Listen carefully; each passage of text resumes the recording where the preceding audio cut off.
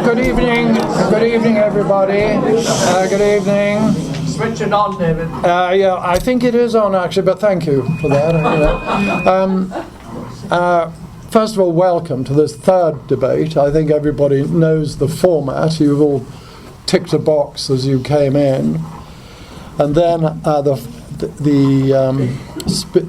you will also tick a box after the debate, and then we'll work out who's changed their mind after the debate. Now, each speaker will speak for about 7 to 10 minutes, 10 minutes maximum, and they'll make their points, and then the questions will come from the audience after that. There'll be a very brief summary from either side after that while the votes are being counted. Now, finally, there will be the usual supper afterwards. So without further ado, I'd like to introduce our speakers. First of all, say thank you very much for braving the traffic. I think it was a horrible journey. But on my right, Zara is a graduate of Arab and Islamic Studies from SOS, which is part of the SOAS, which is part of the University of London. And I think you've lived in Egypt studying the Arabic language, and now a researcher and international speaker for the Muslim Debate Initiative. And you're of Kurdish and Pakistani origin. That's right. I've got that right. You've delivered lectures at Nottingham, Sussex, Brighton, Lincoln, Southampton, Kiel, Bournemouth, Kent universities on the subjects of women in Islam, justice for women. And you've also spoken at numerous community centres and made regular media appearances on the Islam Channel, Muslim World, Voice of Russia, I noticed that. Good. And on my far right, Abdullah is an international speaker, thinker and intellectual activist for Islam and Muslim affairs. His work involves explaining and demonstrating by rational argument the intellectual proofs for the Islamic belief system and promoting the Islamic way of life and Islamic solutions for contemporary problems. Abdullah has delivered talks internationally and has spoken in community centres, universities, colleges, and numerous appearances on TV channels, including BBC, ITV, BBC Arabic, etc., etc. Welcome. You two on my left-hand side, Adrienne Page. I think most of us probably know Adrienne, who's a leading QC and specialises in fact, the field of defamation and media law. My far left is a retired judge who subsidises his hobbies of cycling with mediation advice, a man of vision and all-round experience, I hope. I do. But you can refute that when you're... So, without further ado, I'd like to ask Zara if you would like to start. You can stand up or sit down. I'll stay seated, I think. Yeah. Okay, good evening, everyone. I greet you all with the Islamic greeting of peace, which is Assalamu alaikum.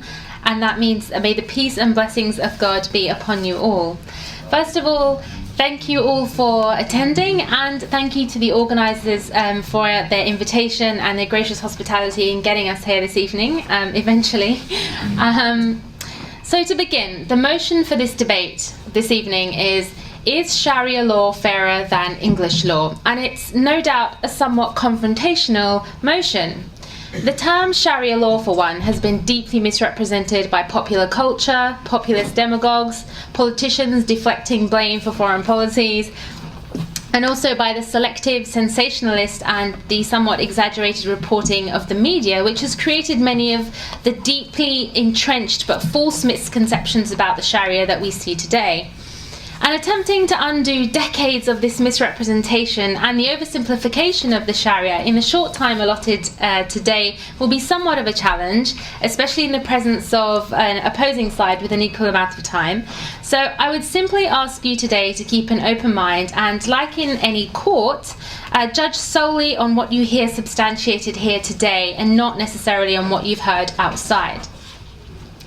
An important message before we begin is that we are not here debating whether the UK should be under Sharia law, nor are we debating whether you, as a matter of taste, feel or find that the Sharia law is preferable to English law or vice versa. The simple question is whether Sharia itself is fairer than English law, that's all. It could be, for example, that something is fairer but not quite to your liking. So, for example, one may believe that a purely meritocratic or a purely egalitarian society is fairer than the other, but you may still have a preference for one over the other.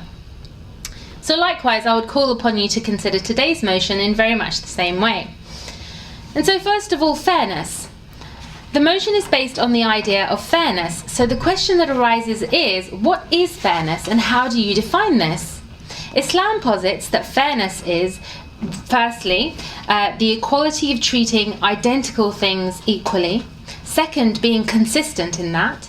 And third, giving what is deserved. And what is deserved must address the human nature correctly.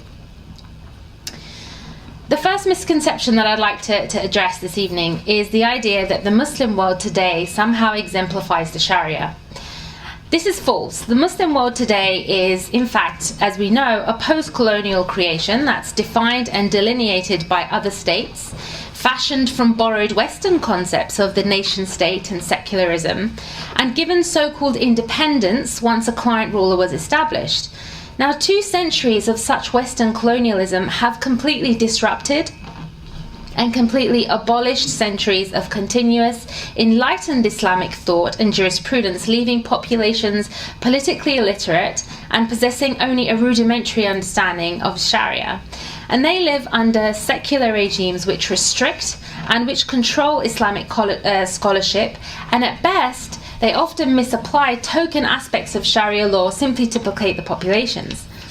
Now, where once they were ruled by principle and by wisdom of the Sharia, they became ruled purely by power and brute force, with conflicting interest groups becoming embroiled in fighting for self-interest and essentially for privilege. And when those post-colonial governments are toppled, this political illiteracy and lack of understanding of the actual Sharia causes the rise of Islamic movements and different vigilante and militia-style forms of dealing with each other. And it's this that leads to the injustices that the media selectively reports on. It's the equivalent, if you can imagine, to the UK being colonised by a foreign power for 100 years, having all education of English law removed from teaching, and the collapse of the English government, along with all traditional institutions. And after 100 years, all that would remain is a shallow understanding of the English law. Vigilantes ruled by warlords would be subject to frenzy, to zealotry and hysteria, and dole out harsh punishments and harsh sentences upon the slightest suspicion of guilt. Anyone merely accused of a certain crime would be unfairly judged and extremely harshly punished, and no doubt the media of the foreign power that had colonised Britain would then selectively report on those injustices that occur and say that English law is barbaric, English law is unfair and harsh. So myself or my colleague today do not seek to explain some form of modernised or reformed Sharia, and nor do we seem to explain how it is acted out in the current Muslim world. Rather, we hope to present to you for your deliberation the true face of the Sharia as it was taught and practiced by the Prophet of Islam, Muhammad, peace be upon him, and practiced in the courts by an entire civilization for over 1400 years that once brought peace, enlightenment and coexistence to a previously benighted region. So what is the Sharia? The purpose of the Sharia is essentially to provide for the fulfillment of human nature, its proclivities and tendencies, to protect the weak from the strong, and to create an environment that's conducive to virtue and good conduct in the public sphere, whilst allowing an unimpinged free agency within the private sphere. Rightly, it does not conceive the human nature as being individualistic. Rather, with regards to human beings, it perceives them as being social beings, imbued with free will, and that they are created for a higher purpose other than the simple, base, narcissistic self-interest. And in its courts, Sharia has features such as habeas corpus, the right to a fair trial, innocent until proven guilty, case law and precedent, testimony, and the need for evidence. Now, Sharia law is not a totalitarian system, and you may be surprised at how laissez-faire it actually is. For example, in the autonomy of families, in the fact that it holds no barred intellectual discourse and debate, including criticism of Islam. There is no jurisdiction under the Sharia to spy or interfere into household privacy, something that English law doesn't entirely respect. No interference in private worship of individuals. There's less regulation in the free market, and the Sharia law is essentially fairer than English law because it is not opposed on minorities who hold different worldviews. So the Sharia only applies to Muslims and it does not apply to non-Muslims. This is because the Sharia believes that it's not fair, it doesn't make sense for non-Muslims to be subject to a law that they do not believe in. Now, unlike in English law, Islam historically was fair to its minorities by not expecting them to be subject to the majority's law or to the law of a small minority of corporate influence politicians. Non-Muslims, instead, were given their own courts and their own freely accessible areas or quarters where they had autonomous jurisdiction to freely exercise their own community and build their own environment to their pleasing. And this was how Islam fairly treated its minorities, by giving them their own cultural and legal space, and even their own judges and their own law enforcement. Such was the fairness and justice that the famous historian Richard Boulier notes in his book, The Case for Islamo-Christian Civilization. Minutely studying case after case, they have shown that justice was generally meted out impartially, irrespective of religion, official status, and gender. Not being subject to the Sharia, Jews and Christians were free to go to their own religious authorities for the adjudication of disputes.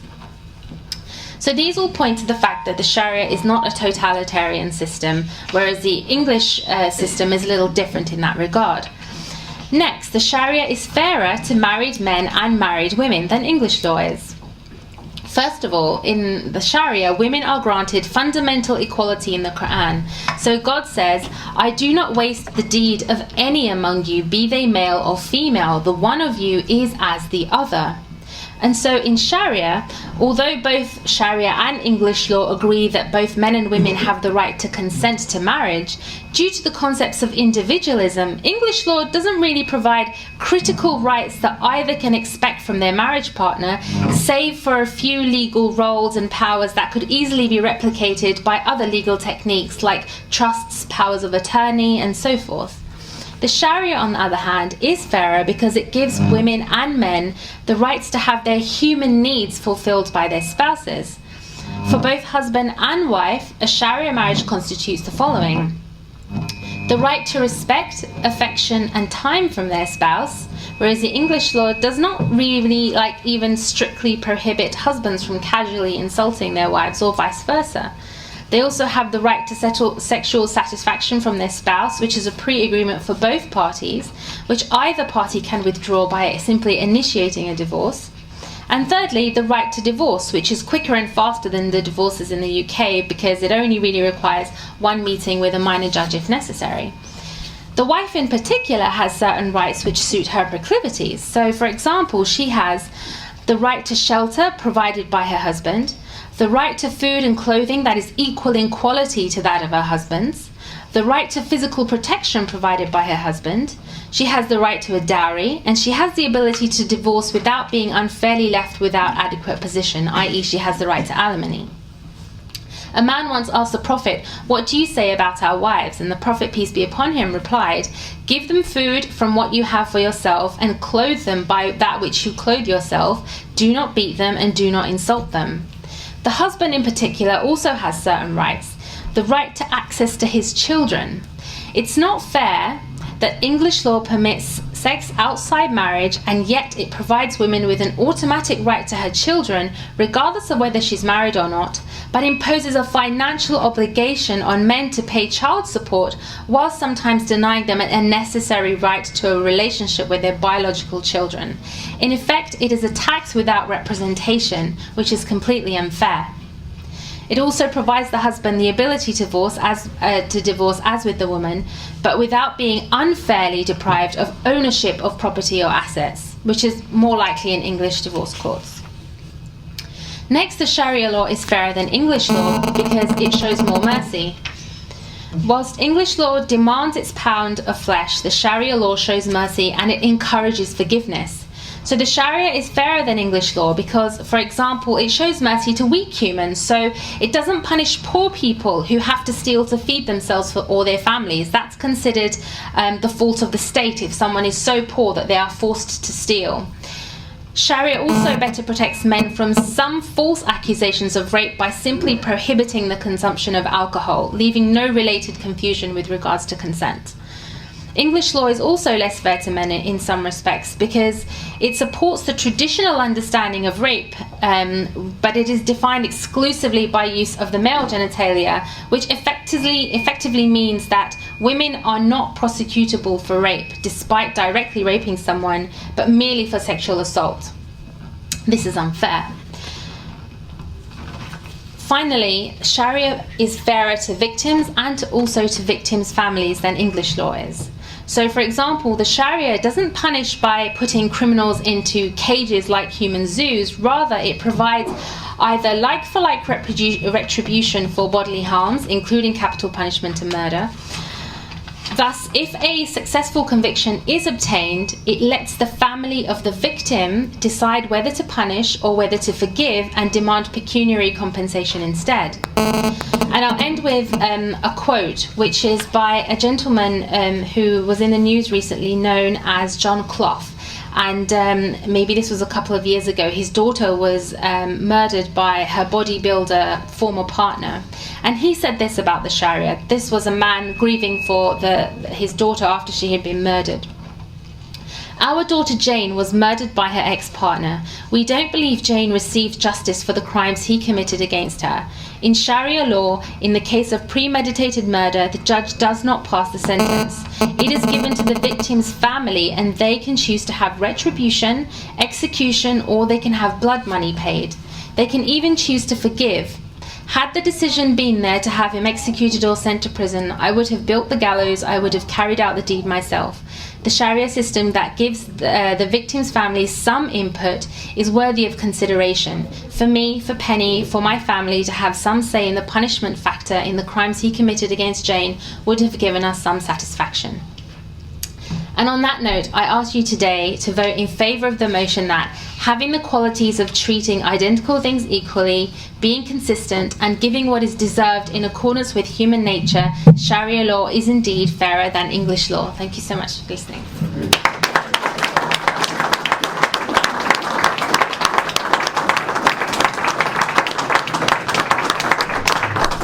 Thank you very much, Zara. I'd now like to ask Adrienne to respond. Well, we've heard from Zara one interpretation of Sharia. It's not a universal interpretation, nor is it by any means universally practiced. You have to look wider. You have to look at the framework within which law is determined, declared, and administered. And that's what I'm going to do. And I'm going to start with 4 facts about the common law. These are facts which I believe differentiate a common law system from Sharia. I'm then going to explain why I believe that facing up to these differences is of great current importance in our society, differences which I believe have not been addressed in any way so far. I start with my 4 facts, but by way of preface, I acknowledge that no system of justice can achieve perfection. There are many inadequacies in the common law system, and these can result in injustice and harm. But this evening's debate is about comparing legal systems. My first fact is this, that God has no role in the common law. Any reliance upon the word of God to determine legal rights was removed from our legal system almost 800 years ago. That is when, in one of the great reforms of Magna Carta, trial by ordeal was replaced with trial by jury. We now have guilt or innocence of a serious crime decided by the verdict of 12 men and women, our contemporaries. Under trial by ordeal, you would be exposed to some barbaric ritual whereby only a miracle could save you from death or serious injury. The belief was that if the miracle was performed, that was God's verdict upon your innocence. If you were guilty, God condemned you to your horrific fate. So which would you prefer? the secular legal system of the common law, or a system in which extremist communities can continue to defend barbaric ritual as the true interpretation of God's law. My second fact is this: the common law is the law common to all members of society. The common law system of justice is a unified legal system. That is to say, the same law and the same interpretation of the law applies across the land to every member of society. The fundamental principle is one law for all, irrespective of gender, irrespective of race, irrespective of religion. No man can pick and choose from amongst different schools of interpretation which legal regime they want to govern their relations with their wives or children. There is no spectrum of legal interpretation from which you can select that which allows you precedence over your wife. The common law is administered by a single body of judges comprising a hierarchy of decision makers from the magistrates' court right up to the Supreme Court. The head of this country's family of courts recently declared, "Our judges sit as secular judges serving a multicultural community of many faiths, sworn to do justice to all manner of people." The judges in a common law system are centrally selected for the qualities of their intellect, impartiality, independence, and other than lay magistrates for their experience in the common law. In a common law system, unless appointed a judge, you cannot exercise judicial authority, nor can your community or your church or your mosque grant you authority to exercise judicial power. So no matter how learned you are in the interpretation of ancient texts, no matter how revered you are within your community for your wisdom or your holiness, you cannot issue legally binding rulings that determine guilt or innocence of a crime, nor can you ordain what punishment will fit the crime. You cannot issue rulings determining anyone's civil legal rights and obligations, whether it be as between citizen and state, as between citizen and citizen, as between husband and wife, or as between parent and child. In the common law system, judicial authority is exclusively vested in the judges. So which would you prefer? The system of the common law with its centralized body of judges, or a decentralized system in which a religious leader in one country could, by fatwa, declare it the duty of all Muslims to execute the subject of another country? Remember Salman Rushdie at the hands of Ayatollah Khomeini. And now my third fact, which is this, that our techniques of lawmaking enable the common law to evolve and adapt over time. The common law is evolved by the judges through a process of careful logical reasoning. Legal principles are abstracted from the facts of concrete cases as they are decided. No decided case is set in stone so as to have permanent legal effect. Rather, each decided case is a foundation upon which future legal development may be built. Our body of case law forms a bedrock of principle against which new situations can be tested. By this means, the law is constantly being reviewed, adjusted, and refreshed to keep it attuned to the society which it serves. If inconsistencies arise between decisions on similar facts, they are eliminated by a system of appeals. This is in contrast to Islam, in which the basic Sharia laws are open to authoritative interpretations which are radically conflicting. So which would you prefer? The common law system, in which the law is a living and evolving organism, or a system in which the law was declared in ancient times and which now can only evolve so far as its ancient roots can be stretched without snapping? And now my fourth and last fact, that open justice is a core principle of the common law. It is an underlying core principle of English law that all court hearings are open to the public. Court orders and court judgments are given in public, never behind closed doors. As a general rule, it is only in exceptional circumstances that the court permits any relaxation of that fundamental principle, An example may be where publicity would take away the privacy of a vulnerable child. In this digital era, you can watch live on your electronic devices the proceedings of the United Kingdom Supreme Court. You can also watch electronically some of the proceedings of the Court of Appeal. Why is open justice such a valuable principle? For many reasons. Chief amongst them are that the public nature of court proceedings deters inappropriate behaviour on the part of the court. It also maintains the public's confidence that impartial and fair justice takes place. So which would you prefer? The system in which justice is administered in the presence of the public, or the system in which legal rules and legal decisions can be made behind closed doors, with none of the safeguards of transparency and accountability? Now, those are just 4 unanswerable reasons why Sharia law is not fairer than the common law. Finally, a few words on why we need this debate at all in this country and today. The answer is that we already have in this country a rapidly developing parallel quasi-legal system. It has been estimated that there are at least 85 Sharia courts or councils in the United Kingdom. Research suggests that they keep little in the way of records and that they provide no right of appeal. There is no system of control over who serves on these bodies or on how they are conducted, such as applies in our secular courts. Their supposed purpose is the informal resolution of disputes, mediation. However, much evidence has been collected that many Muslim women believe and are allowed to believe that these informal tribunals are real courts. They therefore submit to rulings based on inherently discriminatory principles. The women who so submit are either not aware that they have civil legal rights in this country, which guarantees them equal treatment with men, or they are subject to family and community pressures not to seek their rights outside their community. Only through our commitment to the common law, as the only system of justice in this country, can we protect and preserve the very foundation of our society, which is equality of treatment under the law.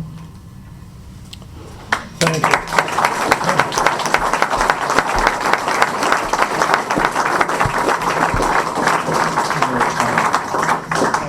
Thank you very much, Adrienne. Abdullah? I too greet you all with the Islamic greetings of peace. Assalamu alaikum. May the peace and blessing of God be upon you all. I first want to address, I think there was a straight set of straw man and misunderstanding about the Sharia law. And I'm going to only talk about the Sharia law which is commonly agreed amongst Muslim jurists, not convenient interpretations and so on. First and foremost, that God has no role in common law, and this was abolished 800 years. But only recently was the blasphemy law abolished, and I think you'll find that God does have a role, even in English law, when under statute law, I believe, all educational institutions, or basically schools, have to have majority Christian assemblies and have to apply for an exception from that rule. So you still have Christianity part and parcel of English law. So it looks like you haven't got rid of God entirely just yet. Then he talked about, well, either it's trial, by a judge or trial by ordeal. As these were the only 2 options, so what? So then the only other option is that you blanket the rest of the world as, or they do things by trial by ordeal. We don't do that. I think that's really that's just blatantly wrong, and maybe possibly disingenuous in the matter, because trial by ordeal, this was European medieval history. This was something that happened. It was very European. We never ever had trial by ordeal in 1,400 years. I would like to challenge my colleague to bring just one example where Muslim courts, throughout any period of our Muslim history, has used trial by ordeal. You'll not find it. It was trial by a judge or judges. And the Maliki school believes in trial by jury too. Some people say that might have actually entered into the English legal system vice versa, but that's I'll leave that for historians to discuss that idea.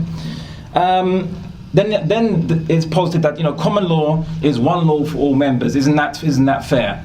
Well, it would be fair if everyone was homogenous, if everyone thought exactly the same and everyone had exactly the same background and ideas and beliefs of what is good and bad. But the problem is, is that you are ignoring human differences, or rather differences of communities. Different communities have different sets of ideals. Now, maybe before immigration, England was roughly homogenous, more or less. Maybe there was Catholics and Protestants and many other issues like this. But when you could say maybe a roughly homogenous Christian background, maybe this would have made more sense. However, in the modern world, or not in the modern world, even in medieval times, in the Islamic caliphates, we had Christian communities, we had Jewish communities, and we didn't believe that, Sharia is one law for all, that's fair, because it wouldn't be fair, because people disagree as to what is right or wrong. In fact, it actually would be intolerant. I mean, even communists and Stalinists believed in one law for all, their law on everybody. Like everyone's this uniform object that you can just put through the same hole. That's not how humans work. That's not how different communities and societies worked. I can just give you an example. I mean, just look at the values, right? There is no reason why in English law, let's say, that polygamy should be banned. If gay marriage is allowed in English law, and it's because of consent is the basis for allowing it, then surely shouldn't consent also allow polygamy. But it's purely because of maybe a cultural tradition or perhaps certain prejudices that they allow one and not allow the other. Why couldn't you allow polygamy, for example, if it was done by consenting adults? And it's not only referring to Muslims here, it could also be referring to Mormons and many other people, and Jews who also believe in that, and some Christians as well. It was also mentioned by my colleague that the judges must be competent and objective. I agree, we have the same. Why is that only specifically in English law? I'm pretty sure that in most countries, judges are meant to be competent and objective. You might have many bad apple judges, but surely there is a system in most countries, and in most legal systems, both Jewish, Islamic, even in Hindu Dharmic religions, where the judge has to be objective and fair. So I think that's being disingenuous again, I have to say. And then it said, what is the basis for law? It's not religious texts. It's the judges. No, they're not the basis for law. It's a bunch of self-interested politicians who decide what laws be enacted, and they might be governed by other interests than just the public will or what the public desire. So, and the problem is this. Now, this might make things subjective, because there are problems, as Immanuel Kant and Thomas Jefferson has noted about the problems with democracy. Maybe the majority can cause trouble if they succumb to hysteria, and you have to control this. At the same time, of course, if you have an oligarchy of just a limited number of people deciding laws for everybody else, that's also an imposition. How do you solve this problem? There is no real solution for imposition. Some humans are going to be imposing on others in most law systems. But at least what we try to offer is that for Muslims who believe in Islam, they have a system that comes from their values, and we don't impose it on Jews and Christians. At the very least, that is fairer than the alternative. It was also said that law can adapt over time. Well, of course, all laws adapt over time depending on the situation. So, for example, if even within Islamic civilization, even within Islam and Sharia, if we think something is a substance is harmless, it's not banned. But if it becomes apparent that it's a drug and it becomes addictive and it's harmless, it's harmful, then that becomes banned. Much like most other legal systems, there's a huge aspect of reasoning and observation of the natural world to come to understandings and to adapt accordingly. But the thing is this, there are aspects in most legal systems, I should hope, which should never be changing, such as rape being illegal, murder being illegal. These things are unchanging, hopefully, and these shouldn't change. There are certain constants which should never change in any legal system. The only debate is, what are these constants? That's the only discussion here. And I posit that without any higher epistemological framework other than human convenience, you don't have a justification basis for why you should implement any of these laws. The origins of English law used to have that, but now not so much. There's also discussions about the courts are open to the public. And of course, so Islamic courts are open to the public throughout history of how we discharge the work. From the many sources, if you look at our history, all courts were public.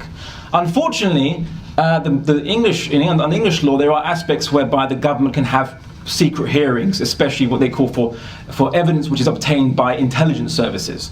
But this is the problem, because then how do you stop political dissenters from being given an unfair trial which is not subject to public scrutiny by just claiming, oh, it's sensitive intelligence information which we can't share with the public, but you'll just have to accept our word for it that they're getting a fair trial.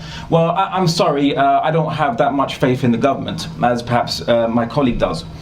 And then there's a discussion of there's these quasi-legal systems arising in England. Which one? Are you also going to include and criticise the Beit Din, which the Jewish community operate in the UK? Is that also a problem that we have to address and suppress? I would say that English law, I mean, I said no one here is arguing for the deposition or the deposing English law. What we're saying is that in aspects where English law says it's up to the people to decide maybe how to resolve a situation through arbitration, it's their choice whether they're atheists, whether they're Hindus, Muslims, Jews, whatever you want to choose. If you can resolve it amongst yourselves, do so. In this aspect, Muslims make the free choice to resolve some of their conflicts via the Sharia law. It makes no difference it shouldn't make no difference whether they are Muslim or not, because they should have the free choice in aspects where the English law has not said anything, said it's up to you. So to say that this is a problem is, again, very worrying intolerance.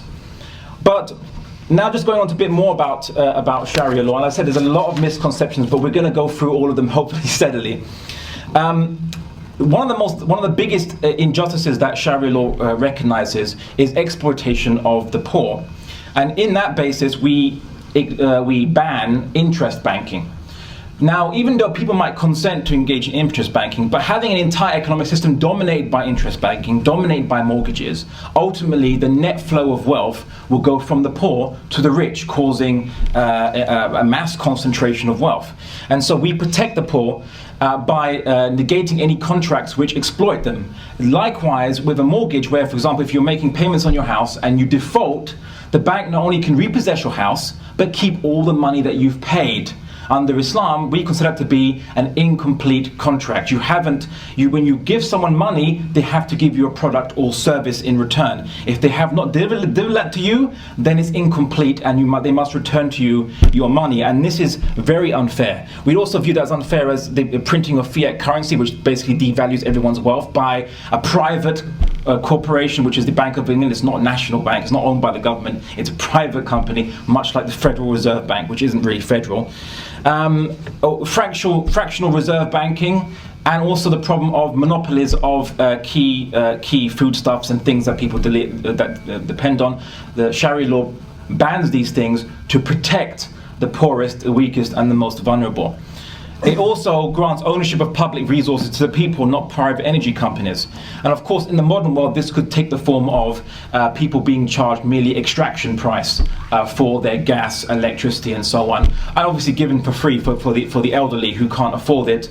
And currently in the current English system, unfortunately, many of them have to choose between eating or heating, which is some of the problems that face many of the poor today, unfortunately.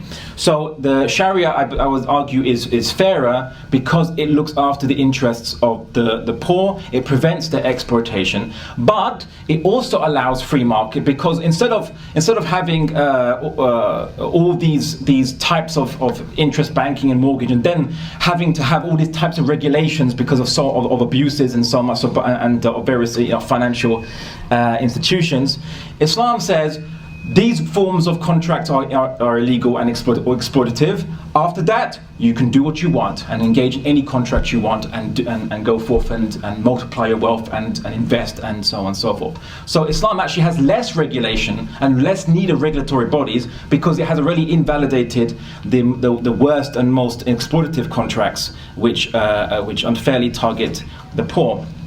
I would also like to say that in Sharia there is multiple interpretations, because all texts are subject to interpretation, and that's fine, and that's perfectly healthy. So maybe in English law, the judges don't refer to the Quran or to the Bible, they refer to a very large corpus of quite sometimes contradictory text, statute law and common law. There's actually quite a lot of text there. Lawyers and judges have to sift through, and a lot of these times they clash. Many of these laws and ideas, they clash, and you have to find a balance, you have to find a way of interpretation and so on and so forth. This is just a human reality. You can't say, oh, Sharia law suffers from that problem and we don't suffer from that problem. No, all human jurisprudence suffers from that problem. And the issue is not a choice between judges and religious leaders. I think that's perhaps insulting. They're not religious leaders, they actually are jurisprudence. I'm not talking to, we don't have a clergy by any, but just to clarify, we don't have a priestly caste. We have people who study law and then become qualified jurisprudence. Last time I checked in the English system, education system, you had the same method. So it's not really nice to say that these are not jurisprudence, these are religious leaders. No, they're not religious leaders, they're jurisprudence, and their ideas or their interpretations can be binding or not, depending on whether they are employed by the state in the position of judge. If they don't have a position of judge, they can't offer a legally binding ruling, which is like English law. So just to clarify some misconceptions. I'd also like to say that in Islam, and just to clarify something, there is freedom of expression in intellectual discourse. So you can criticize, you can debate absolutely anything for intellectual purposes. The only thing that Islam prohibits is insult. So to insult anyone's faith, and it prohibits Muslims from insulting Hindus and Jews and Christians and atheists and so on. We're not allowed to insult anyone because that's not how human respect is built on. It's not built on insulting people's beliefs. What defines them. One could argue that your beliefs, your worldview defines you more than the colour of your skin and your sexual preference. Yet, the colour of your skin and sexual preference has more protections in English law than a person's worldview. And I said there's a difference between insult and critique. Everyone knows what insult means. If I was to say that all Muslims are evil and barbaric, that's insult. If I was to say I believe that Christianity has some irrational conceptions of God, that's intellectual critique. It's not, there is a difference between the two. Sharia recognizes it, and you had great debates in even medieval Baghdad between atheists and one of our famous scholars called Imam Abu Hanifa, very famously reported ones. We had books which were entitled Methods of Refutation of Muslims, Muslim Theology, published in Antioch, Islamic Antioch, by Christians in I believe it was the 11th century. So Christians, Jews, atheists weren't restricted from criticizing Islam as long as it was intellectual and for the purposes of advancement of knowledge and truth. And this is what Islam offers, and it considers the protection of people's beliefs to be more sacrosanct than the protection of just your skin color or your sexual preference, which really don't define you as a person more than your actual worldview does. Thank you.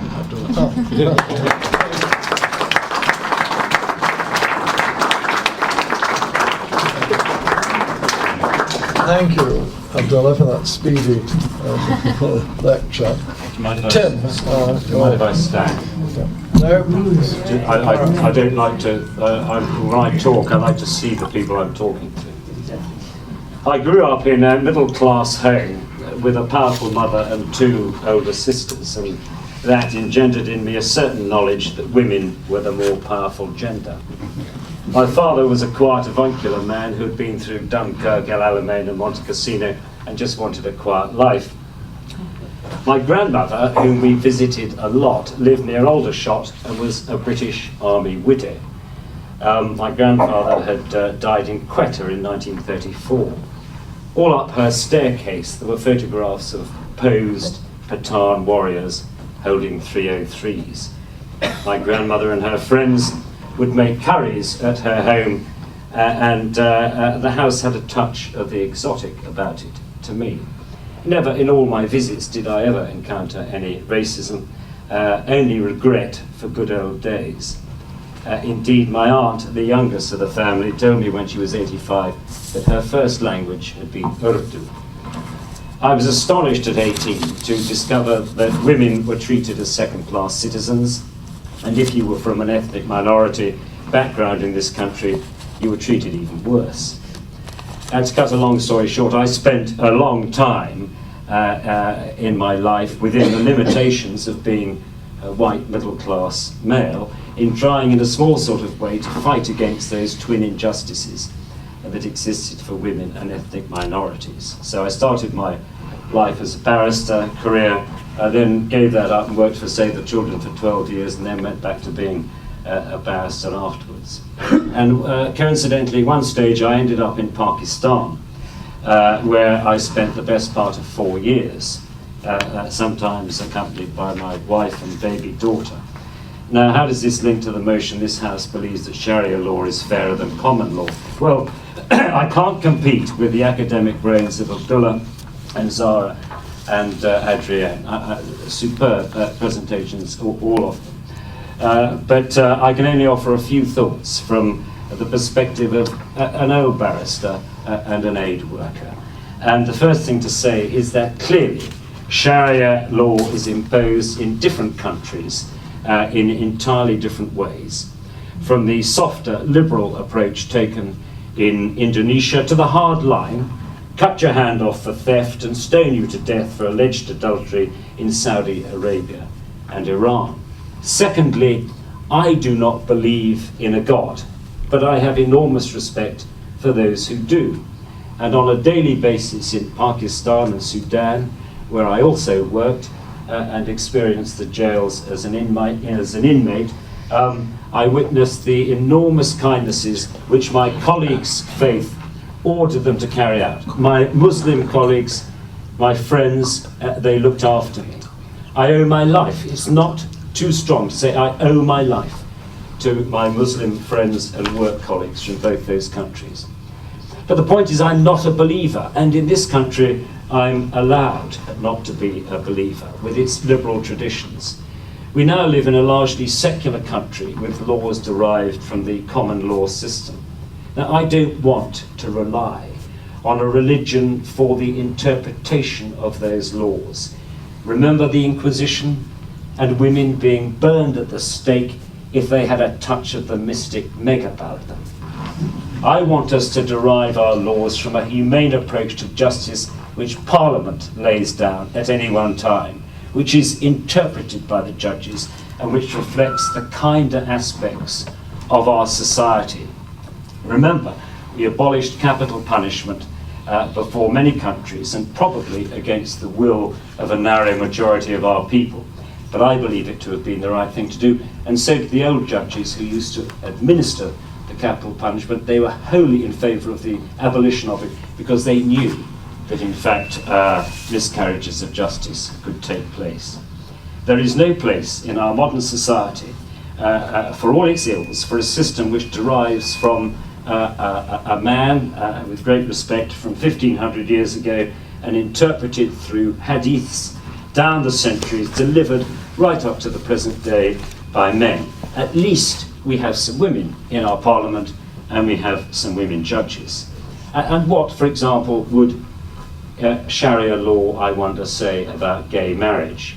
I happen not to be gay, but I take delight in the ability of my gay friends to celebrate their relationships and to have that relationship enshrined in law with all the concomitant protections.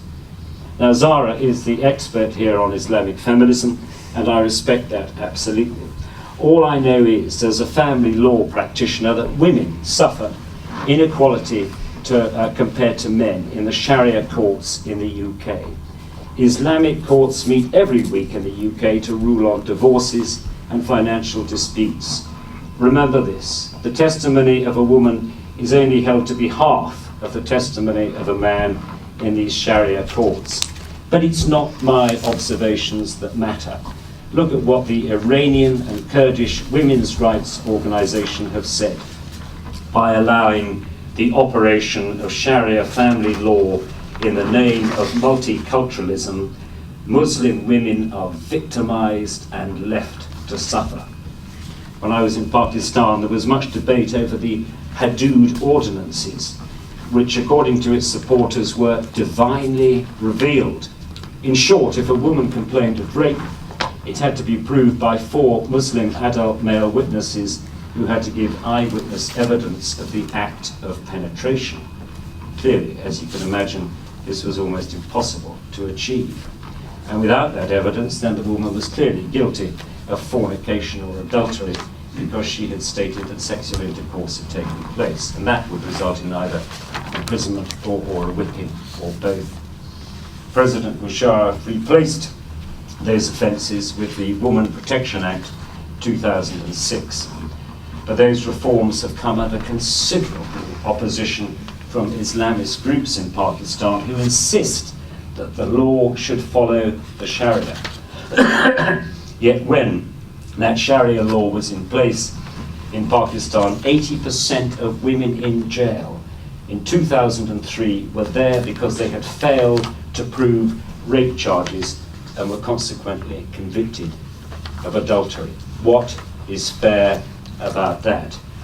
Furthermore, in 2006, when I was working in Pakistan for Save the Children, I had an appointment with an incredibly brave group of Pakistani women lawyers, all Muslims, who ran a non-profit organisation for women which offered legal advice and a refuge. 1 week before I went there, their offices had been attacked by a mob and their security guard had been killed. The perpetrators were Islamic fundamentalists. Now, the actions against these lawyers would, I have no doubt, be utterly condemned by my friends on the right, totally. But it raises an important and fundamental point, and this is it. It is my contention that any law has to be seen within the context of what sort of environment the philosophy of that law creates. It can be said with justification that Sharia law in its purest form is fair and rooted in a mechanism that helps to oil the wheels of society within a moral framework based on the teachings of the Prophet. But how is it perceived and how is it implemented? Of course, a few countries implementing Sharia law, I say a few only, carry out draconian and barbaric sentences. But the perception and interpretation of Sharia in those countries allows and commands them to do so. That interpretation is not far from home. One of the leading advocates of Sharia law in this country has stated, you only need to cut off one thief's hand and stone one woman to death and the offences would cease. The job of the police, the job of the British police would be much easier, he said. If you share that belief, my friends, vote in favour of the motion.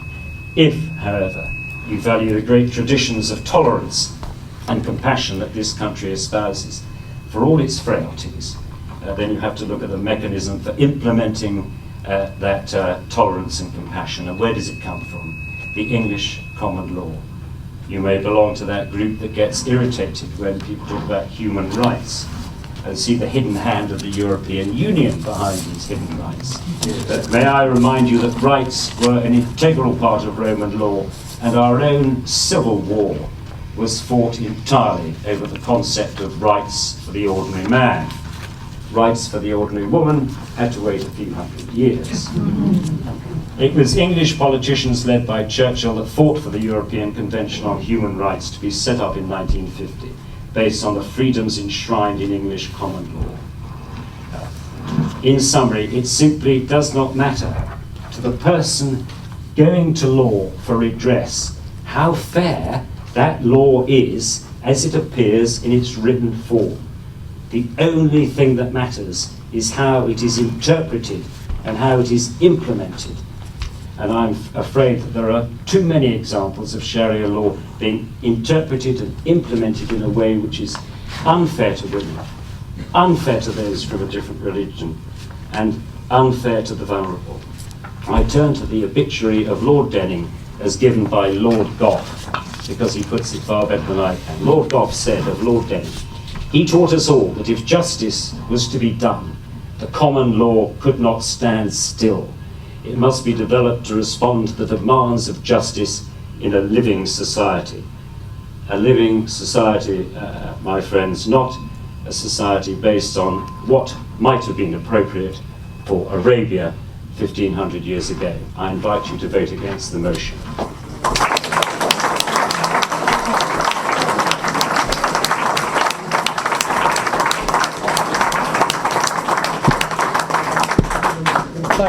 Thank you, Tim.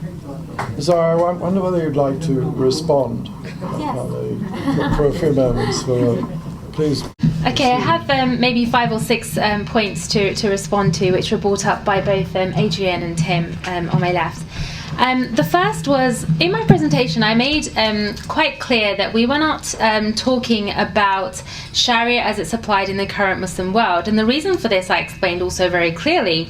The practice of Sharia that we see in the Muslim world today is not reflective of the historical, wisely practiced Sharia that we've had up until as recently as only 80 years ago, which was when the last caliphate was finally abolished.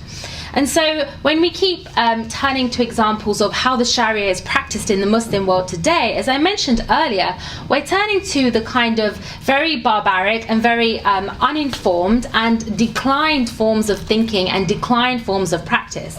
And so examples of the Sharia as it's enacted in those countries today is not a relevant argument for why the Sharia and its body of law is itself unfair. And in fact, I don't think I heard even one substantial sort of piece of evidence about what the Sharia actually says. All we've rather heard is how the Sharia is being enacted in the Muslim world today. And so I don't think that any kind of real claims have been made about the Sharia by the opposition today. And just to sort of point out, the way that the Sharia works is that it is a comprehensive, wholesome system. In order for the law to be accurate and in order for it to be implemented properly, it requires a full infrastructure. So I mentioned a few moments ago about how the last system we had in which it was properly implemented was the Ottoman Caliphate. And just one example from that, because Adrienne also mentioned that if women knew that they had access to common law, they would, perhaps jump at it rather than Sharia law. In the Ottoman Caliphate, up until the 1900s, women, not only Muslim women, but women of other religions who had access to their own religious courts would prefer Islamic courts because they were fairer and more just to the needs of women. So those women of Armenian background, Christian background, Jewish background, they had access to their own courts, as I discussed earlier, and yet they preferred Islamic courts because they were more understanding of their needs. So to say that Muslim women would prefer English law or common law if they knew what the options were, it's not reflective of reality. Secondly, the claim was made that English law changes. The fact that something changes is not inherently evidence that it is fair. It doesn't demonstrate fairness, and it doesn't demonstrate that it can be fair. The ability to change has nothing to do with fairness, and in fact it also makes it susceptible to change according to swaying majorities and absolute hysteria. Doesn't necessarily lead to fairness and doesn't necessarily lead to justice. Just a few more points that came up in the last presentation. It was mentioned that women were burnt at the stake, as if to juxtapose that this is opposite to what that we have today in the modern world, and as if to say that this might be where the Sharia would lead to, or it might be more connected with the Sharia somehow. Women being burnt at the stake is not our history. This is European history, and so to bring this up is a very sort of Eurocentric argument or comment to make, and it doesn't really serve the motion that English law is somehow fairer than Sharia law. I don't really see the link. The other point raised was in admiration of gay marriage. Well, Islamic law went even a step further than gay marriage. It recognized the practice of the Zoroastrians who had practiced called self-marriage, but it was effectively incest. It did not interfere in their right to do so. And so just to say, oh, gay marriage is great, well, Islamic law has been more accommodating than that. And as my colleague mentioned earlier, if English law is so accommodating as to, appreciate and value the institute of gay marriage, why not polygamous marriage as well?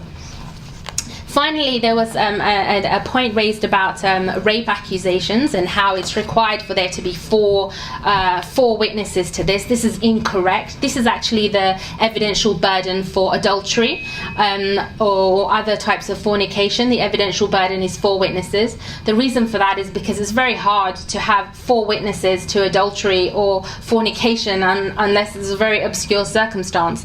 And the point of that is to be a sort of a deterrent for the capital punishments that are there there for that. The accusation or the evidential burden for rape is only one witness, and it can be the victim herself. So there's a narration of the Prophet, peace be upon him, where a woman came to him and she was crying. There was lots of people around, and she said, "This has just happened to me. She's just been raped," and her testimony was enough. And she pointed out the guilty party, and justice was administrated. So I think there's been some kind of misinformed ideas about the criteria, and as I mentioned earlier, there were no real substantial features about the Sharia law in its text, in its jurisprudence, that were really brought out by either party. So I don't think that anybody here would have enough information to even say that Sharia law was somehow more unfair than English law, other than what we've told you about today. Thank you. Thank you, Zara.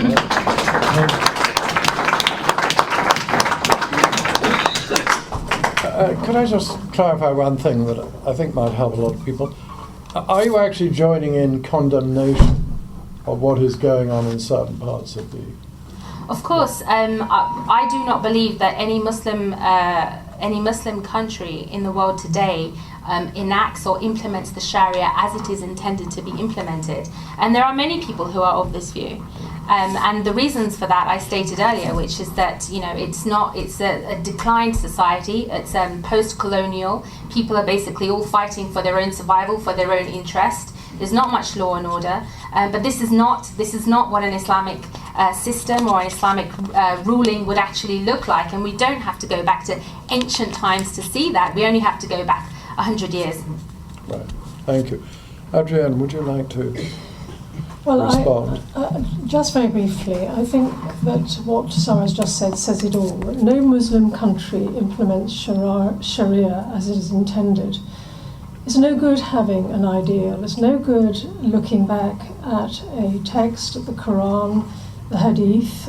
Zara is quite right. We don't criticise the substance of the laws, although, of course, if the Quran or the Hadith prescribe capital punishment for adultery, well, how do you change that? Common law can change, Parliament can change things, but how do you change that? How do you change capital punishment for apostasy? You can't. And that is why it's no good looking at what the law is. You've got to look at what attaches to the law. What are the consequences of the law if you breach the law? You've got to look at how it's implemented. You've got to look at who is implementing it. And it boils down really to one expression. I'm looking straight at the gentleman over there who mentioned it to me the other day: quality control. That's what it's all about, and that is what we're lacking in everything we've just heard, and that's what you've got to hold on to. Who is going to interpret the law? Who is going to create the law insofar as the common law can evolve? And who is going to select those who do it?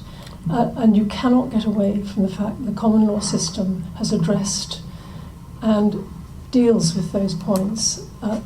Nothing that we've heard tonight from our very learned colleagues has in any way addressed those problems. Thank you, Adrienne. Now, we now come to the section of seeking any questions from the audience here. So does anybody have a point they would like to make? Sorry, am I just interject maybe? We're just doing one. Oh, just one interjection. Yes, please. Hello, my name is Roger Spriggs. I'd just like to ask the proponents of the motion a little bit of clarification. We've heard much discussion about Sharia law and how it's interpreted or practiced in different parts of the world. I'd like to sort of short circuit that argument and just, so I understand a bit more about Islam, I would like you to confirm or say that it's not the case, that the Quran is, in Islam, is thought to be the actual words of God spoken in Arabic. Is that right? Yes. Well, it's Arabic. The Quran is Arabic, of course, but it's still the same language that's spoken then and spoken now. Yes. Yes. All right. Okay. So there's compared to the New Testament, which was probably taken down in Aramaic and translated in Greek and backwards and forwards and eventually Latin and ended up in English, there's very little wriggle room. You can't change anything, really, in the Quran. And I take it that the Sharia law, although there seem to be many versions of it, one thing it doesn't do is contradict what the Word of God says in the Quran. Is that right? Well, it's derived from the Word of God. So Sharia is based upon the word, that which is related by the Word of God to do with legislation matters. Okay. So the Quran condones slavery, doesn't it? I wouldn't say it condones slavery. It doesn't say you must not have a slave. In fact, it tells you that you mustn't have a Muslim slave, but it implies quite clearly, it tells you how to treat slaves, etc. Well, I've got a print out of the number of times slavery is mentioned in the Quran. Sure, and it attributes righteousness to letting them go. Yes, but that doesn't say you mustn't have them in the first place. Just to I would like to. So just on this point of slavery. When we think of slavery, we tend to think of the barbaric form of slavery that is historically, pronounced and known, that, black slavery in the States and, colonial history of black slavery. Now, when Islam came about, people had domestic servants, people had helpers in their homes, and people abused them and did not always afford them their rights. Now, what Islam did was to say that these people have rights. You're supposed to basically treat them like employees, and it raised their status, and such that in some states and some Islamic states thereafter, people actually wanted to be servants in a household because they would be subject to getting the same education, the same access to higher society, the same prospects in life. So the concept of slavery are completely different. I think I was interrupted. I just want to finish off with this point. Yeah. Slaves are generally poor people. We've heard much about how Islam looks after poor people. They don't look after slaves. Well, Arabs have been the par excellence slavers of all time. We're talking about Islam and not Arabs. I know, but they derive their motivation. Thank you for that. But one could also argue that there was a point in time where English law not only permitted it, but also actively encouraged companies to go around and buy them in mass. There was a market. They were creating the market for it. So one could indict English law on that. I think we've covered this point. Any other points? Yes, would you like it? Yes, my name's Susan Nicholas, and I thank all four of you. I've listened to the passion, and I've heard the quiet calm. One small point I would say is that in nearly every British school now, you will find that it's a non-secular assembly in the mornings, and that every religion is accepted, and they're not necessarily Christian assemblies in the morning. And our children are being educated into so many of the faiths, which made it rather strange for me to hear on Radio 4 yesterday some interviews with a lot of Muslim children in this country who did not know and understand the difference between just this Sharia law and our common law, and each one of them said they felt that they were being disloyal to their race and creed if they tried to discover anything about the common law. And I found that quite illuminating. Did you have a question on that, or are you just making a statement? No, that's what I want to know, is how are the Muslim children in this country taught as much about our faiths and our laws as British children are? Well, I mean, this kind of falls into very much in the remit of just say our organisation, Muslim Debate Initiative. Why is it called Debate Initiative? The whole point is to actually introduce Muslims and non-Muslims to points of view they've never heard before, and ideas that they were just previously obscure to them, and make it clear and actually give fair time to the opposite, to each side, to explain their perspective, from the horse's mouth, so to speak. So in the Muslim community, there is, generally speaking, there is an increasingly high literacy of understanding of different laws and law systems. And we'd encourage that, even just for comparative reasons. It's always good to know, it's always good to understand. Of course, if you live in this country, you should know what the laws are so that you don't fall foul of them, of course. That makes a practical sense, of course. But I don't think there is nowhere that within Islam or Sharia or any legal opinion I've ever heard of from Islamic perspective that says that just knowing what the law of a land is, like English law, is disrespectful or being disloyal to your faith. It's very strange. Fact, maybe they shouldn't ask the kids. Encouraged to know the law of the land because you are encouraged to live by the laws of the land that you live in. Yeah, maybe you shouldn't get your opinion of Sharia from kids. You know, who just who wouldn't know. You know, they're just children. Thank you on that. The next question. I just wanted to clarify: are we talking about a Sharia in a time gone by? And where and when was it practiced in the way that you're discussing, Zara? Question number one, and then I have a follow-up. Okay, I think I mentioned it a couple of times, but I'll reiterate. So the Sharia is practiced in a state that has all of the infrastructure available to ensure that everything runs properly, because in the Sharia system, the economics is linked to the politics is linked to the social. I want to know when and where. Okay, so I can give you the last example, would have been the Ottoman Caliphate, which was finally abolished in 1924. In the last perhaps 50 years or so, because it was in a state of decline, probably not a good example in the last few years of it, but that began in maybe the 12th or 13th century up until as late as then, and it extended not just in one certain region. It wasn't just Turkey, it extended from parts of Africa to parts of Europe. It was a vast area of land for a long period of time, and it worked in this way where I've given some examples to you earlier today. Women, for example, had the freedom and ability, if they wanted to go out and work. You often found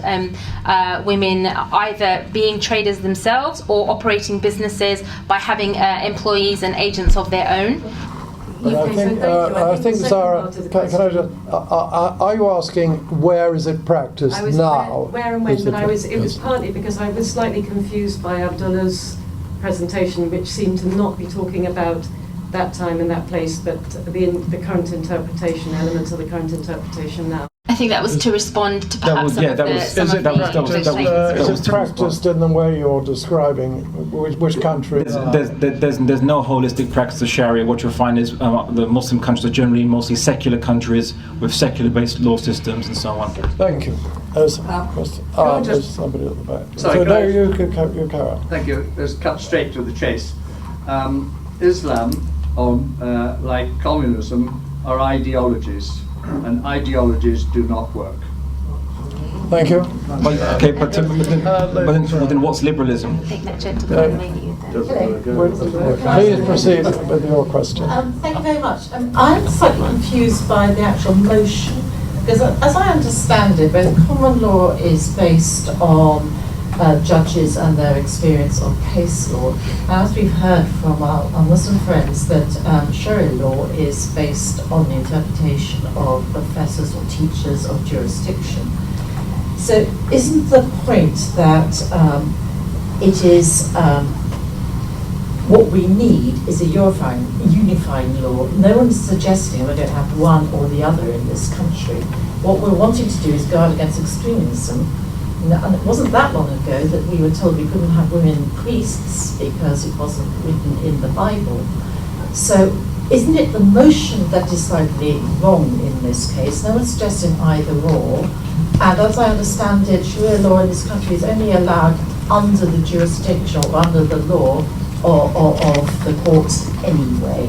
And no, it's not allowed in criminal law. Thank you. Any other? Yes, the gentleman here. Brian Chandler. I think everybody in the room will make their own judgments as to whether it is ever fair interpreted by whoever as to execute people for sodomy or for apostasy, which is renouncing their own religion. One of the other problems, of course, is whether it is fair to stay within a medieval interpretation. For example, I understand that it is inadmissible to use forensic evidence in Sharia law, and if you try to convince me that is fair to women, I'm afraid you will not do so. Right. Right, guys, can I make a response on these? I think there's people just say apostasy law and then just walk away, and then it's like that's dealt. I've answered this question. I've made this point. No, allow me to retort. It's not apostasy law. It's better translated as a treason or sedition law. Just changing your mind doesn't merit the death penalty. And you can check this yourself. Go to chapter 4 in the Quran, verses 88 to 91. You'll see your answer where it says, those who do not fight against you, nor offer you, but withdraw from you, offer you peace, God does not give you way against them. So it tells the Muslims that someone who offers you peace, withdraws from you, offers you peace, you don't fight them. But those people who abandon Islam and then they help enemies and they fight physically against you, this is what the verses of the Quran say, chapter 4, 88 to 91. Read it for yourself. It's against sedition and treason. But what we hear from the media is, oh, this is apostasy law and so on, whereas it is clearly not if you look at the actual formulation of it. I mean, I don't know, it's kind of... Apostasy remains a criminal offence. Well, okay. Maybe in your personal law, but in Sharia law, it's sedition and treason. And I think okay, maybe not in English law per se, but in the United States, of course, it's still punishable by capital punishment, which is an Anglo-Saxon-based law. Okay, technically it's not English law. That's correct. But as for sodomy, again, you misunderstand. The Sharia has no jurisdiction on what people do in the privacy of their home. No jurisdiction whatsoever. Okay. Fine. Yeah, so you can't punish people for what they do in their own privacy. Public lewdness is punishable in English law as well, so you can't do sodomy in public in the UK, or fornication, or any kind of sex in public, basically. So this is something maybe that the Sharia and English law actually agrees on that one matter. Thank you, Abdullah. Thank you. Charles, if you... Yeah, I just wanted to say that common law, as practiced in this country, actually works by the consent of the people. We all think it's a pretty good way of running the place. Now, you've talked, Zara, about Sharia law and about the fact that today it is not being run in the way that you would want it run in its purest form. Yeah. But surely that means that your community, your Muslim community, has actually rejected what you're proposing, and they want something different, and that's what they've got today. No, I don't think the fact that is that, as Abdullah mentioned, the reasons we don't see Sharia in the Muslim world today is because it's simply not a Sharia system. They're secular systems. So when we're rejecting that, we're not rejecting the Sharia system, we're rejecting the secular systems. We're rejecting the secular implementations of different things mixed with a few token bits of Islamic law. So, when we say that's not Sharia, we're saying that is not Sharia. And it's pretty widely held. And in fact, a lot of polls done in the Muslim world during, for example, the Arab Springs, people said that they wanted Islamic law, they wanted Sharia law, they didn't want the systems that they had, they didn't want these systems that they have now, which are no different to what they had before the Arab Spring. And we've talked, a few people have brought up the, how it's the effect of the law. It doesn't matter what it actually says. Well, we brought up a few points about what English law, points of law as it's written. But apparently that wasn't enough to show that, English law is maybe not unfair. So if it's about the effect of the law, then it might be worth noting that one study done found, and actually raised in and documented in Hansard, found that a man who commits a crime, the same as a woman who commits a crime, the same offence, which has the same penalty stipulated, men are far more likely to be harshly punished than women are. So if that's the effect of the law, then how is that fair? If we're going to talk about the effects of laws rather than what the laws actually say, I think Abdullah and I have brought up a few examples of which we haven't actually heard any responses on, because we've all just clambered onto Sharia. Maybe it would be good to hear some responses to that today as well. But I'm sorry, can I just say, the Muslim governments who have the opportunity to introduce Sharia law in the pure form that you have spoken about are not doing it. Yeah, they're not. They're declined regimes who are... Are we voting for Sharia of 100 years ago, of the Ottoman Empire, which we all know from history was an open society and allowed religious tolerance, etc., and was an intellectual society?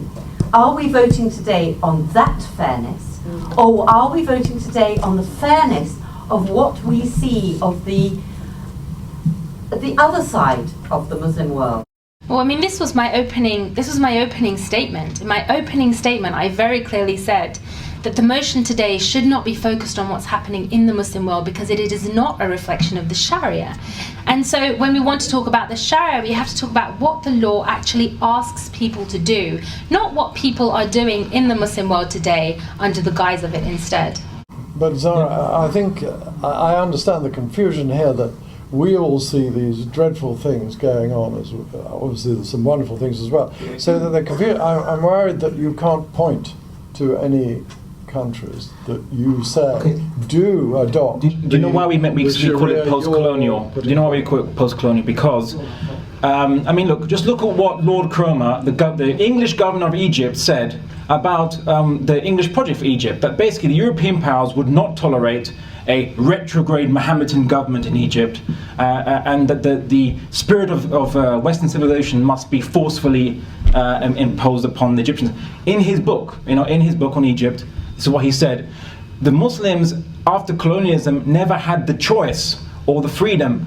Now we're dealing with client regimes, puppet rulers who are widely resented by their own governments. The Arabic Spring, what happened after the Arab Spring? All these Islamic groups got voted into power. Every single election saw the success of Islamic group, which then subsequently was deposed, like Morsi. And in Syria, the majority of opposition groups are the Islamic groups, and some of them are being now suppressed by both Syria and America. I don't agree with some of the more wackier factions, which could be argued were encouraged to grow by Assad. But what we're seeing is that the Muslim world wants an Islamic regime, Islamic state. They're being denied it, and then what's springing out of this suppression are the really wacky elements who are so reactionary and so angered by all the torture and the suppression that they are now become the mirror opposite of the torture and the suppression that they've faced. And this is the situation you see in the Muslim world. When the Muslim world can reach its liberation to re-establish a system that was 1,400 years from the Umayyad Caliphates, from the Prophet Muhammad, the Umayyad Caliphate, the Abbasid Caliphate, and the Ottoman Caliphate, when we see that system established, then we can, which is an example of Sharia, then we can have a discussion. Unfortunately, we're not allowed to establish an example which we can now debate today as which is current, unfortunately. Thank you very much, Abdullah. How do we get there? Is it not the case that the most hardline Sharia country is Saudi Arabia? And forgive me, but I don't think Saudi Arabia has ever been colonized. Well, I mean, who supported the Saud faction against the Ottomans? Well, I mean, just look at, read the books of Lawrence of Arabia. You'll find a lot of support for the Saud faction, guns, money, to actually put him in the power, on condition that he be an extension of British foreign policy in the region, and until he was gazumped by the Americans, of course, the dynasty that is. So we didn't. These people are client regimes, and if you speak to the average Muslim on the streets, they too hate their rulers. And the current issue amongst the Muslim world: how do we achieve a liberation and autonomy for ourselves? Thank you, Abdullah. I think you might be right about Saudi up to a point, but in fact, wasn't it the Saudis who displaced our man and took it all over in the late 20s? So we were trying to put the place down, and in fact he was hoofed out by a Saudi, who then the Saudi family, as it is now, and that's where it all. Britain supports the stronger dog in the two, so it just redirected Sharif Hussein to Jordan. They tried Syria, didn't work because the French didn't like him there, so he got redirected to Iraq. That's where he'd be good for his employment job as a British proxy. And of course the Saudi made a deal with Britain until obviously the US took over. Thank you. British puppets. Did you have a point here, Robert? Very impressive erudition. Thank you very much, everyone. I'm struggling a bit with geography here because if we are asked to debate in theory whether Sharia law is better than common law, we are sort of extracting it because neither is trying to impose their system on another geography. We're talking about an intellectual debate here, essentially, as I understand. So if we take away geography, if there's any point to this debate, it's what can happen in the future. We've got a multicultural world, we've got huge sections of each other's populations working in each other's countries, globalization and all the rest of it. That is a given. What I'd like to ask the speakers, and I'm afraid I have less familiarity with Islam than I do perhaps with our common law, is which elements of the menu of punishments are in your vision of the going back to good old days of Sharia law, which elements of the punishment menu should have a place in the present or the future. We're talking about capital punishment, how that's administered, whether by stoning or beheading. We're talking about amputations, we're talking about mutilation, we're talking about public floggings. I only ask the question, not out of criticism. I've heard your defences and your deploring how it is practiced, but actions speak louder than words. You're defending the words. What actions should be in place on the punishment side, please? Can that question be applied also to the other side? If you're going to talk retrospective, then what sort of punishments coming back from common law 100 or so years ago would the team have? Who would like to answer that? Abdullah, yes? I'm not talking that's kind of retrospective. You want to know what the current ideal Sharia law is now. The difficulty of that question, I don't think that the host will give me the amount of time to go through all the different points and the nuances. And yeah, right. But I'll try. First and foremost, just the concept of, okay, this debate is not about whether England should be under Sharia or not. If that's the case, if that was the debate, I would be on the side saying, well, this is a non-Muslim country, it's full of people who believe in the English law, it's under English law. There's no debate here, no discussion. Yeah, of course. Take the geography out. So today we're just really debating in abstract these law systems. Of course, English law is linked to it's always changing, so we have to anchor it to its current implementation, unless you want to debate maybe which is fairer, English law 100 years ago or Sharia. But on the actual issue of the capital punishments and so on, my argument is the same as John Stuart Mill's argument. He argued that locking someone up in prison for the rest of their life is more inhumane and grotesque than giving them a like-for-like punishment for if they committed murder, they get subject to capital punishment, and their suffering ends with the delivery of the capital punishment, obviously provided that the evidence is very rigorous. So John Stuart Mill, great British intellectual, I agree with that argument. It's the same as the Sharia position. We don't lock people in human zoos for the rest of their life with no hope of escape, and then turn them into almost like animals in these with no hope of any life outside it. In terms of the punishment system, what we're advocating is no different to, I said, what was implemented at the time of the Prophet Muhammad and onwards. So we're not abrogating or changing any of the laws. But what I would like to have more time to explain is, what are the contexts of these laws? How are they applied to whom? What is the evidence? What is the purpose? And of course, the issue is that they are applied upon people who actually consent to them by being Muslim and establishing an Islamic state, which the leader is elected by the people to establish the law. It is a law by consent. So I don't have much time to go through all the other laws. Maybe you want to ask me individually, then we can have a loophole where the host wants to prevent me from answering. But I'm happy to go through them one by one if I have time. Honour killings. That's not part of Islam at all. That's a pre-Islamic cultural practice. One could argue that honour killings exist in any society. If even what you call crimes of passion in the West is just a Western version of honour killings, but they're all equally wrong. Thank you. Very revealing. Well, I think we're now reaching the point where I'd like to draw to a conclusion and thank our speakers very much indeed. It's a lot of food for thought, and I'm sure we shall deliberate for a long time, but you do actually have to put a tick on your papers. And while that is being counted, Ian, I think you would like to say a few words. So can I pass the... Well, I'd just like to say thank you all very much for coming on behalf of the Bewley chapter of the British Heart Foundation.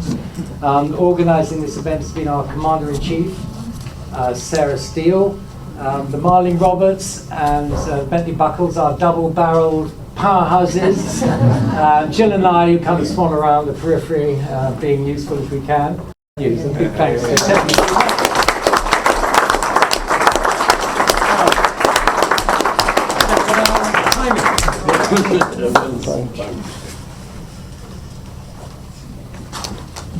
Well, we now come to the result, and actually it's very interesting because the number of people who are following the debate agree with the motion has doubled, which I think is a great accolade to you, and well done on that. I think that the figures actually are in it before the debate started. 54, is that people or percent? You think?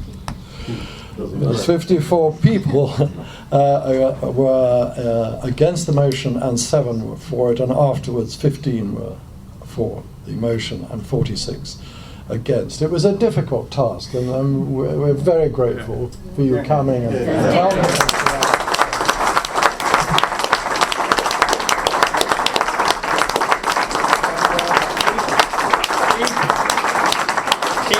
Equally, although nobody asked you many questions, Adrienne, we're very grateful to you for being here this evening and helping with the debate. That's right.